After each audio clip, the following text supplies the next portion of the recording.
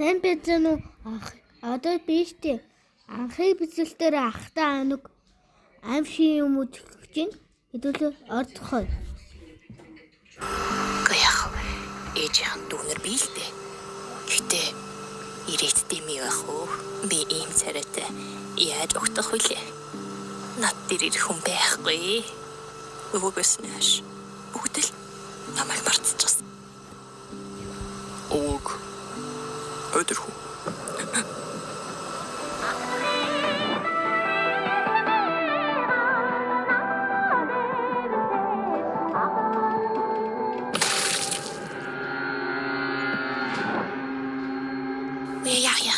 Тийш битгий зүгэлсэн ч өөрийнхөө шаардлаар орлож болохгүй шүү. Ойлгосноо? Одоо Зайч.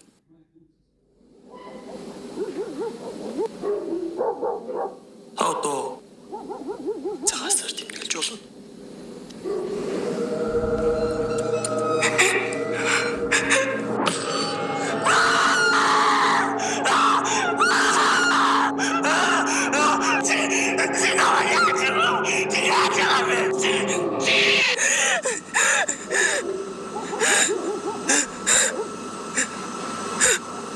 Чи томоотой байсан уу?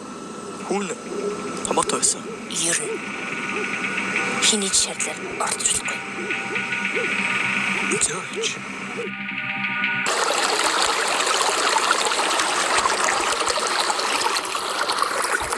Нарийн бэлтгэлээр уузи.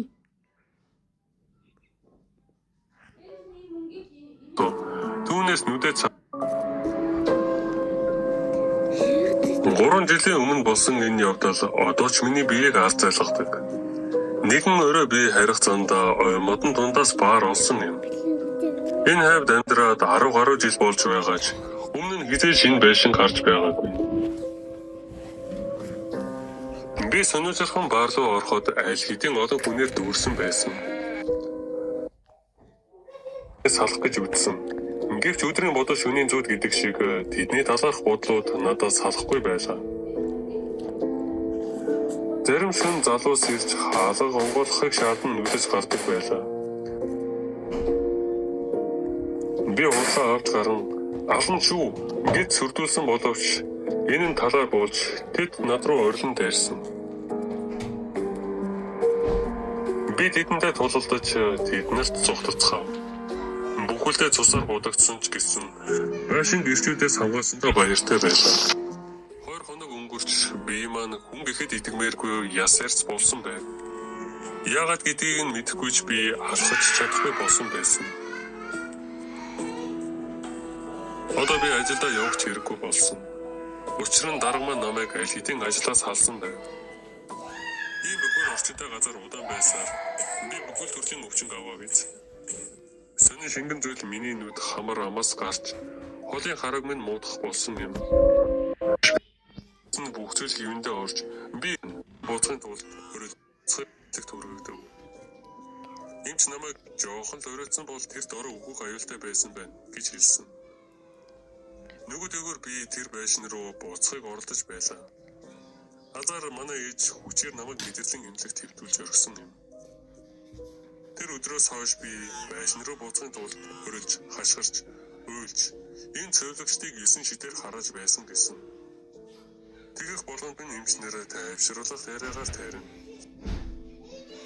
Энэ явдал дахин давтагцаар хэдэн сарын дараа миний бие сайжирч эхэлсэн. Тэгээд эцэс нь бүх зүйл хөвөндөө орж би эрүүл ухаанаа эргүүлэн авсан юм. Тийм ээ. Тэнд байсан эмэгтэйчүүд намайг хайрлаагүй. Харин алж байсан. Сонирхолтой нь тэдний царай, удасны дугаар тэдэнтэй холбоотой юу ч санахгүй байлаа. Яг л анхнаасаа байгаагүй мэт.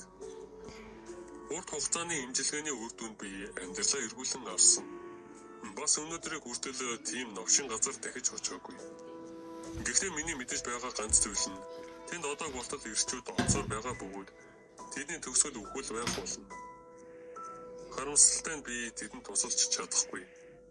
Хэрвээ би тийшээ дахиад ганц л удаа зөвлөвөл жинхнээсээ буцах замгүй тэндээ өгөх биз.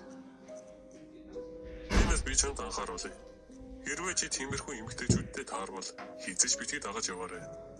Тэд жинхэнэ биш. Тэд зүгээр л чиний толгой дотор байгаа хий хоосон зүйл гэдгийг санаарай.